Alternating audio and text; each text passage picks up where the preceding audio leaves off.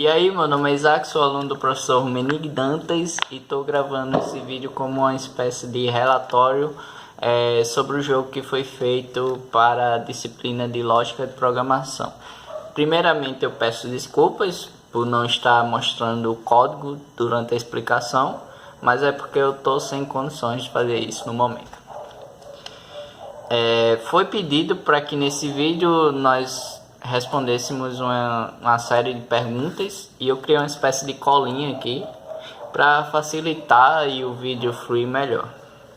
Tá. Primeira pergunta é sobre o que é o jogo. O jogo é um jogo de nave, onde o objetivo é destruir o máximo de asteroides possíveis, assim acumulando o máximo de pontos possíveis. A partir de uma certa etapa do jogo, vem um boss.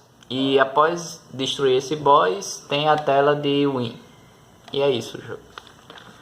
Como programei o disparo? Tá, o disparo eu criei um vetor para a posição X e um vetor para a posição Y. E também criei outro vetor para dizer se aquele disparo era false ou true. Onde começava como false. Mas após pressionar a tecla F, aquele disparo era considerado true e sairia da coordenada atual da nave, indo até o topo. Após passar da borda de cima, o disparo voltaria a ser falso, podendo novamente ser disparado pressionando a tecla F. Tá. Como programei a colisão dos objetos?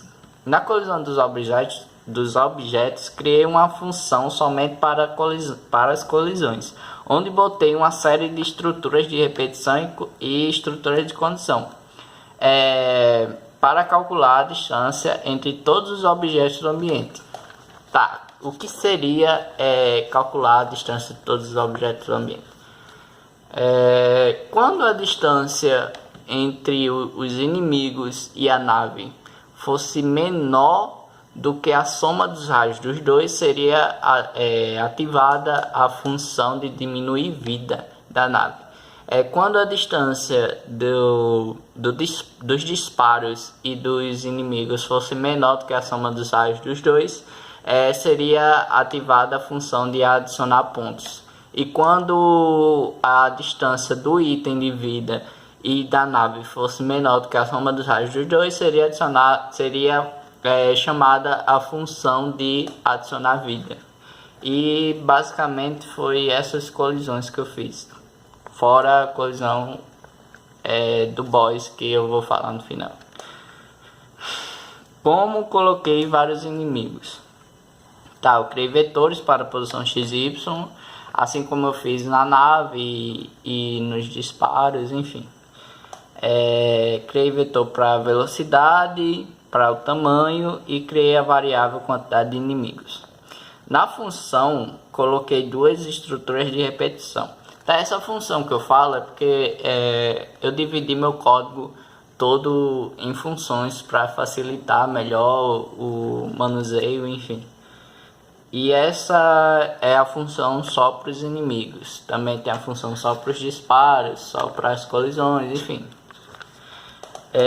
Onde uma era responsável por gerar todos os asteroides e outra é responsável por movimentar esses asteroides para baixo. Foi assim que eu coloquei vários inimigos.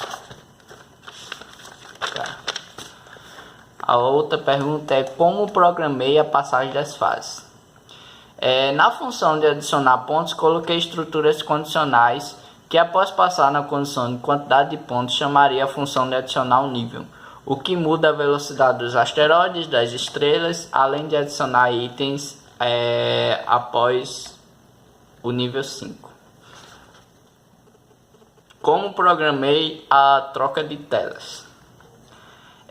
Criei uma variável tela de jogo e atribuí o valor 0 a ela, que seria a tela inicial. O valor 1 seria a tela de gameplay, o valor 2 seria a tela de game over e o valor 3 seria a tela de win. Se estiver na tela 0, que é a tela inicial que eu programei, e pressionar qualquer tecla mudaria para a tela de gameplay. Durante a tela de gameplay, se a vida chegar a 0, chamamos a função da tela de game over, na qual mudamos para a tela 2. Se vencermos